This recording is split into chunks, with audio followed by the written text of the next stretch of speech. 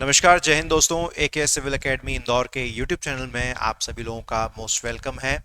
मैं अभिषेक कुमार सिंह स्वागत करता हूं वापस से आप सभी का इस सीरीज में, जहां पर हम एमपीपीएससी प्री 2024 के एक्सपेक्टेड क्वेश्चंस, संभावित प्रश्नों को डील करते हैं।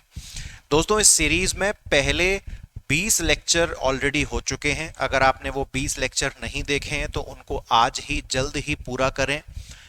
चैनल पे जाइए, यूट्यूब के अंदर चैनल पे जाइए हमारे, वहाँ पर प्लेलिस्ट वाले सेक्शन में एक एक्सपेक्टेड क्वेश्चंस की प्लेलिस्ट होगी, आपको खुद ही समझ में आ जाएंगी। 4-5 प्लेलिस्ट हैं बड़ा ही व्यवस्थित तरीके से, तो वहाँ से आप सारे लेक्चर्स इस सीरीज के देख सकते हो। दोस्तों, आज मैं एक ऐसा टॉपिक लेके आया हूँ जिसकी वजह से मध्य प्रदेश बहुत फेमस हुआ बीते कुछ सालों में, खास तौर पर 2023 में। दोस्तों, इस स्कीम का नाम है लाडली बहना योजना। जी हाँ, हर स्टेट में कोई ना कोई कभी ना कभी एक ऐसी स्कीम रही होती है जिसकी वजह से वो स्टेट पूरे ऑल ओवर इंडिया में सब लोग उनको जान जाते हैं। तो दोस्तों, इसी योजना से संबंधित शिवराज सिंह चौहान तो अब सीएम नहीं है, परंतु ये योजना आज भी बरकरार है और इसमें बदलाव 2024 में आए हैं। तो आज इसी के ऊपर मैं ये वीडियो बना रहा हूं। और क्या हम अगर देखें तो क्या पहले भी कोई प्रश्न आ चुका है इसका, तो सबसे पहले तो हम लोग वो चेकआउट कर लेते हैं। तो जी हाँ, पिछले साल इसका 2023 में जो है इसका एक प्रश्न आया था। एक बार क्वेश्चन पर थोड़ा ध्यान से आप देखिएगा। ये देखिए क्वेश्चन क्या पूछा गया है कि जो लाडली बहना योजना है, लाडली बहना योजना के अंतर्गत पर मंथ कितना पैसा जो है मध्य प्रदेश की सरकार देती है। बड़ा सिंपल क्वेश्चन है और उस वक्त भी काफी सारे एस्पिरेंट्स ने इस क्वेश्चन को एग्जाम में डेफिनेटली बनाया होगा। बहुत कम चांसेस हैं इसमें फंसने की। दोस्तों, जो इसका सही जवाब था वो था 1,000 रुपए पर मंथ, यानी कि 1,000 प्रति माह। ये जो है इसका सही जवाब था, लेकिन ये था 2023 के डेटा के अनुसार। अब हम प्रवेश कर चुके हैं 2024 वाले साल में और ये योजना भी हो चुकी है अपडेट। और इस प्रश्न के अलावा भी इस योजना से क्या और प्रश्न बन सकते हैं, आइए देखते हैं। आपको काफी अच्छे लगेंगे क्वेश्चंस, पढ़ते ही आपको मजा आएगा क्वेश्चंस को। तो देखिए, सबसे पहला प्रश्न जो मैं आज आप लोगों के लिए लेके आया हूं, इस पहले प्रश्न में यहां पर क्या कहा जा रहा है। इस पहले प्रश्न में आपसे कहता है कि लाडली बहना योजना 2024 के अपडेट के बाद पर मंथ, यानी कि मंथली कितना अमाउंट दिया जाएगा। क्या ये 1,000 रुपए महीना होगा? अब देखो, अपडेट हो चुका है तो लाजमी सी बात है 1,000 तो पुराना वाला था, तो ये तो नहीं होगा। इसे हम यहां पे काट देते हैं। 1,250 रुपए महीना, 1,500 पर महीना, या फिर 3,000 रुपए पर महीना। तो दोस्तों, अगर आपको जवाब पता है तो मन में जवाब दीजिए और मैं भी आपको सही जवाब बता देता हूं। इसका जो सही उत्तर है वो 1,250 रुपए पर मंथ। जी हां, 250 रुपए अब बढ़ चुके हैं इस योजना के अंदर।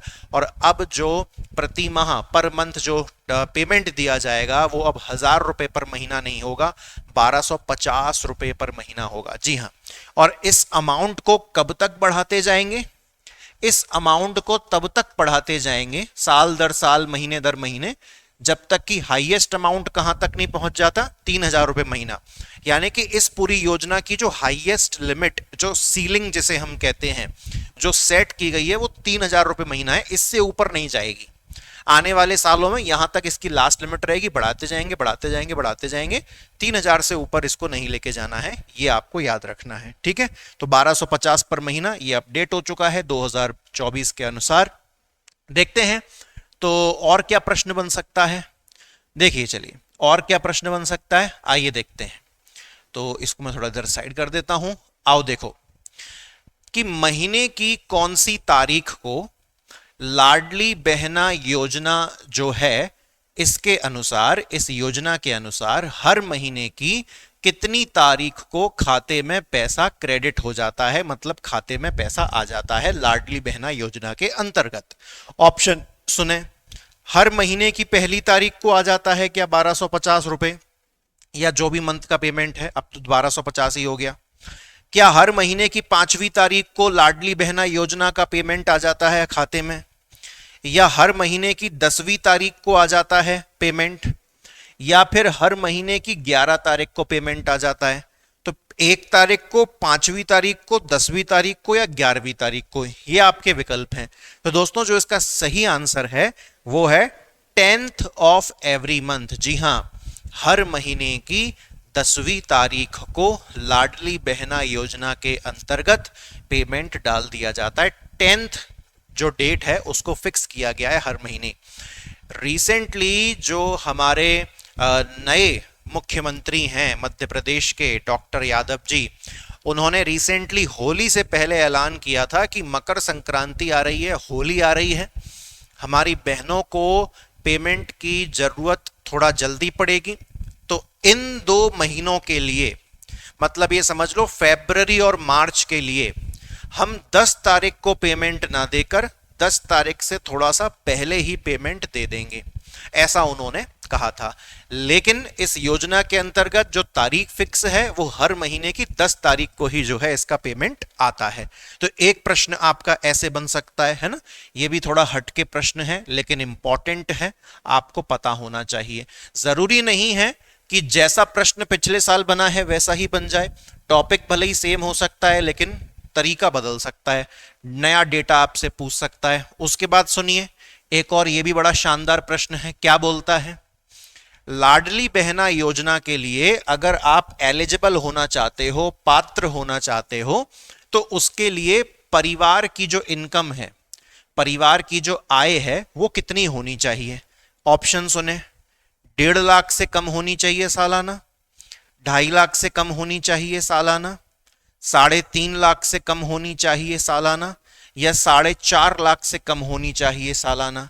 तो दोस्तों जो इसका सही उत्तर है वो है 2.5 लाख से कम होनी चाहिए सालाना आय उस परिवार की जिसे, या जिस परिवार की महिला को लाडली बहना योजना का फायदा लेना है ना, तो उस महिला का जो परिवार है उसकी जो सालाना आय है, ईयरली इनकम, वो 2.5 लाख से कम होनी चाहिए।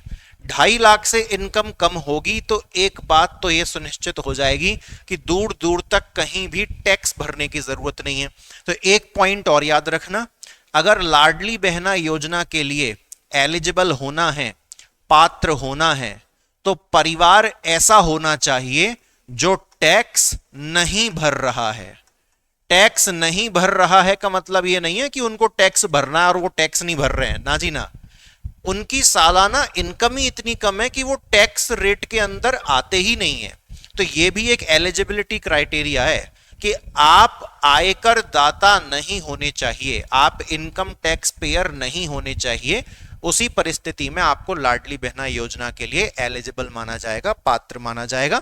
तो यहां पर लेस देन 2.5 लाख सालाना इनकम है तो आप एलिजिबल हो जाओगे लाडली बहना योजना स्कीम के अंतर्गत। ठीक है, बहुत प्यारा क्वेश्चन ये भी। उसके बाद अगला क्वेश्चन देखते हैं, अगला क्वेश्चन हमसे क्या पूछ रहा है, आइए देखते हैं। सुनिए, बहुत अच्छा क्वेश्चन है ये भी। लाडली बहना योजना के लिए अगर आप पात्र होना चाहते हो, एलिजिबल होना चाहते हो, मतलब जो महिला है अगर वो लाडली बहना योजना के लिए एलिजिबल होना चाह रही हैं, पात्र होना चाह रही हैं, तो उनकी एज कितनी होनी चाहिए भला? आइए देखते हैं। क्या 21 से 60 साल के बीच में होनी चाहिए, या 18 से 55 साल के बीच में होनी चाहिए, या 23 से 60 साल के बीच में होनी चाहिए, या 21 से 65 साल के बीच में होनी चाहिए? तो ऑप्शंस कंफ्यूजिंग है, हमको परेशान कर सकते हैं, है ना।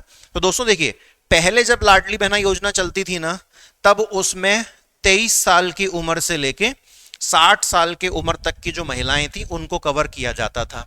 लेकिन जो नया अपडेट आया है, नए वाले अपडेट के अकॉर्डिंग जो अब एज हो गई है वो स्टार्टिंग कब हो गई है? 21 ईयर से, और चलेगी कब तक? 60 ईयर्स तक। मतलब ये एक रिलैक्सेशन दिया गया है कि पहले जो 23 साल से जो महिलाएं थी वो स्टार्ट होती थी एलिजिबल होना, लेकिन अब 21 वर्ष भी अगर एज है तो भी आप लाडली बहना योजना के लिए क्या हो? एलिजिबल हो, पात्र हो। तो अब नए डेटा के अनुसार जो सही आंसर होगा वो ये होगा, यानी कि जो आयु है वो 21 वर्ष से लेके 60 वर्ष के बीच में होनी चाहिए। तो आप लाडली बहना योजना के लिए नए अपडेट के अनुसार पात्र माने जाओगे, एलिजिबल माने जाओगे। देख लेते हैं कि क्या कोई और क्वेश्चन भी बचा है आज हमारा। जी नहीं दोस्तों, यही 4 से 5 क्वेश्चन थे आज इस वीडियो में। उम्मीद करता हूं कि लाडली बहना योजना को लेके जो अपडेट्स थे, इंपॉर्टेंट चीजें थी, वो मैं आप तक पहुंचा पाया हूंगा, और साथ ही साथ आपको इस वीडियो से काफी कुछ नया भी सीखने को मिला होगा। तो दोस्तों, अगर आपको वीडियो अच्छी लगी हो तो आपको दो ही काम करने हैं। एक तो वीडियो को लाइक कर देना है, और कमेंट सेक्शन में अपना जो भी आप फीडबैक देना चाहते हो वो फीडबैक आप जो है दे सकते हैं। ठीक है, तो ये 21वां लेक्चर समाप्त होता है इस सीरीज में। अब मैं आपसे अगले लेक्चर में 22वें नंबर के लेक्चर में जो है मैं आपसे मुलाकात करूंगा।